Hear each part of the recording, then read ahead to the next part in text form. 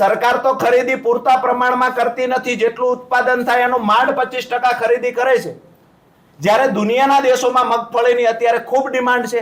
Indonesia જેવા દેશોમાં એટલી હદે ડિમાન્ડ છે કે મગફળી ફોતરા સાથે લઈ જાય, પરંતુ સરકારે મગફળીની નિકાસ પર એવા નિયમો કડક બનાવ્યા કે અહીંયાથી કોઈ વેપારી મગફળીની નિકાસ કરી શકતો નથી. મતલબ સાફ છે કે જે કપાસની આયાત પર પ્રતિબંધ લગાવવાનો હતો એની જગ્યાએ સરકારે તમામ પ્રકારની છૂટછાટ આપીને કપાસની આયાત ચાલુ કરી. જ્યારે મગફળીની નિકાસ પર છૂટછાટ આપવાની હતી, દુનિયાના દેશોમાં મગફળીની ડિમાન્ડ છે, ત્યારે સરકારે ટેકાના ભાવે ખરીદીમાં તો નવટંકી કરી, પૂરતા પ્રમાણમાં ખરીદી નહીં કરે, પરંતુ દુનિયાના દેશોમાં ગુજરાતનો ખેડૂત મગફળી ન વેચી શકે એના માટેનું પણ એક ષડયંત્ર થયું અને ક્યાંક ને ક્યાંક નિયમો કડક બનાવી અને અહીંના ખેડૂતોની મગફળી કપાસની માફક રજળાવવાનું કામ પણ આ સરકારે કર્યું છે. ત્યારે અમારી સરકારને નમ્ર વિનંતી છે કે તમારી વિદેશ નીતિમાં ખોટ છે, જેના કારણે ક્યાંક ને ક્યાંક દેશનો ખેડૂત બરબાદ થઈ રહ્યો છે. ફરી વખત વિચારણા કરવામાં આવે અને દુનિયાનું માર્કેટ મગફળી માટે ખુલ્લું મૂકવામાં આવે.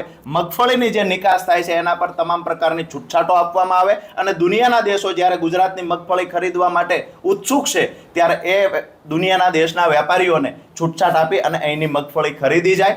આ એક પ્રયત્ન સરકાર તરફથી પણ કરવામાં આવે. નંબર 2 કે જે ખરેખર અત્યારે આવતા વર્ષથી જે નવા નિયમો સરકાર લાગુ કરી રહી છે, જેમાં એફપીઓને સરકાર આજ દિવસ સુધી પ્રમોટ કરતી. એફપીઓ એક એવી સંસ્થાઓ છે કે જેને સહકારી ક્ષેત્રે સરકારે ખૂબ જ સબસિડી આપવાની વાતો કરી. મંડળીઓ પર આજ દિવસ સુધી આક્ષેપો લાગ્યા છે ભ્રષ્ટાચારના, એફપીઓ પર કોઈ પ્રકારના આક્ષેપ લાગ્યા નથી.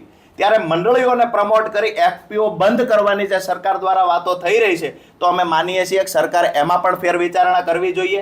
એફપીઓને ખરેખર પ્રમોટ કરવા જોઈએ. એફપીઓ પાસેથી ખરીદીના સેન્ટરો જૂટવી લઈ અને ક્યાંક ને ક્યાંક મંડળીઓને આપવાનું કામ જે થઈ રહ્યું છે, એમાં પણ ક્યાંક ને ક્યાંક અમુક ભાજપના નેતાઓના મળતિયાઓની મંડળીઓ છે જેને સાચવવાના સરકાર દ્વારા પ્રયત્ન થઈ રહ્યા છે. તો મીડિયાના માધ્યમથી સરકાર સુધી એ વાત પહોંચાડીશું કે કપાસ અને મગફળીમાં જે ખેડૂતો બરબાદ થયા છે એમાં ફેરવિચારણા કરવામાં આવે, પર ખેડૂતે 200 મણની ખરીદી કરવામાં આવે અને 12,62,000 મેટ્રિક ટનની જે છૂટછાટ આપી છે એની જગ્યાએ 25 લાખ મેટ્રિક ટનની કેન્દ્ર સરકાર છૂટછાટ આપે.